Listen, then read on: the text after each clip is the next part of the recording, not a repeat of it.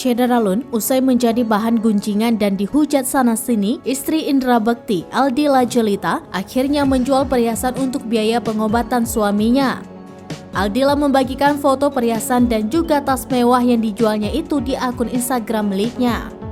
Sebelumnya Aldila menjadi bulan-bulanan netizen karena membuka penggalangan dana untuk biaya pengobatan sang suami. Banyak yang menghujat Aldila Jelita karena tidak menjual aset-aset miliknya dan malah menggalang donasi. Netizen pun mengatakan bahwa sebaiknya Aldila Jelita menjual mobil dan tas-tas mewah miliknya. Seolah membungkam nyinyiran netizen, Aldila Jelita pun memposting foto barang-barang miliknya yang sudah ia jual. Barang-barang tersebut diantaranya perhiasan berupa cincin dengan batu berwarna biru tua dan tas mewah berwarna merah.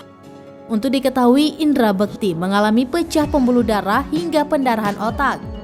Akibat penyakit tersebut, Indra Bekti pun harus menjalani 2 operasi besar di kepalanya. 4 hari dirawat, kondisi Indra Bekti belum juga membaik. Presenter kenamaan itu masih dirawat di ICU dengan pengawasan ketat dokter. Ditempatkan di ruangan khusus, Indra Bekti membutuhkan biaya besar guna pengobatan.